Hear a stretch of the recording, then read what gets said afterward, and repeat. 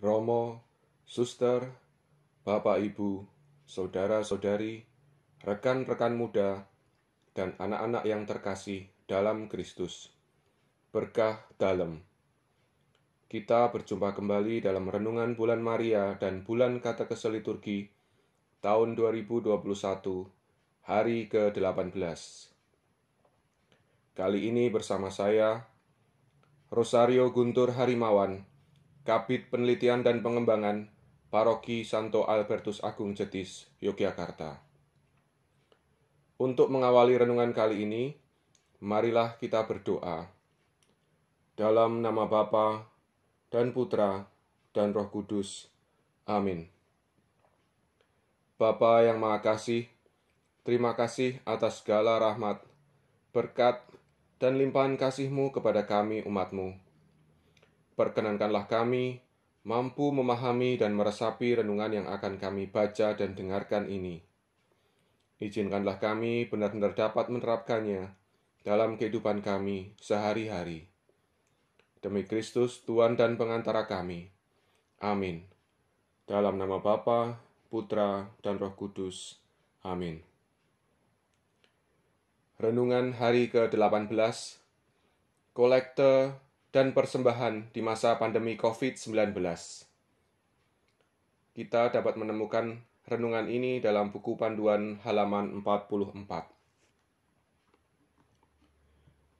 Alkisah, Pak Stanley termangu melihat laporan kolekte dan persembahan bulanan selama masa pandemi COVID-19.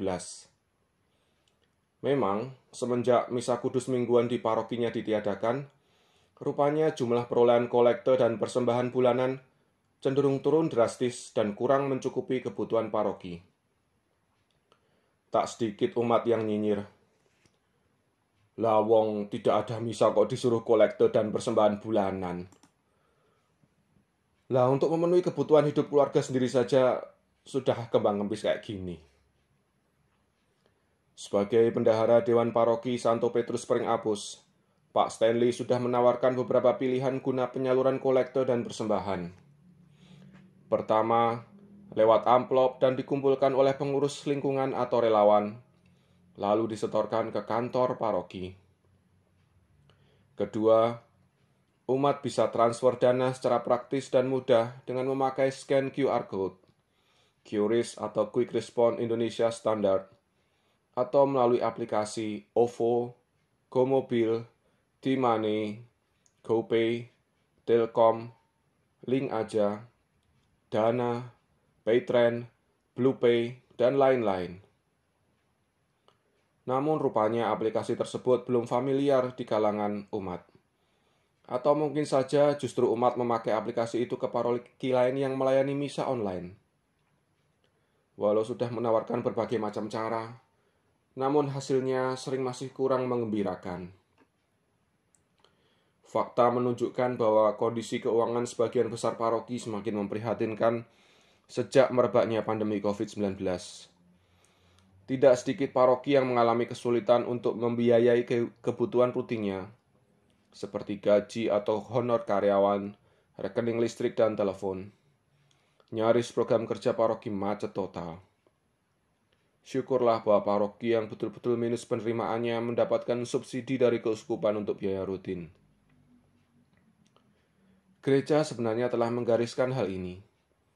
Kaum beriman Kristiani terikat kewajiban untuk memenuhi kebutuhan gereja, agar tersedia baginya yang perlu untuk ibadat ilahi, karya kerasulan, dan amal kasih, serta sustentasi atau penghidupan yang wajar bagi para pelayan.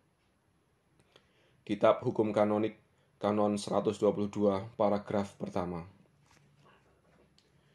Maka walaupun kita semua hidup susah terdampak pandemi, marilah kita berani peduli terhadap paroki kita. Ingatlah bahwa kita pun diundang untuk berani berbagi untuk gereja dan masyarakat apapun bentuknya. Itulah perutusan Ekaristi. Marilah kita mengakhiri renungan kali ini dengan berdoa. Dalam nama Bapa dan Putra dan Roh Kudus. Amin. Bapa yang Maha Kasih, terima kasih atas renungan yang sudah kami dengarkan ini. Semoga dengan mendengarkan renungan hari ke-18 ini, kami yang sama-sama terdampak pandemi tetap berani peduli terhadap gereja dan masyarakat kami. Dalam nama Bapa dan Putra dan Roh Kudus. Amin. Demikian renungan hari ke-18 ini. Terima kasih, berkah dalam.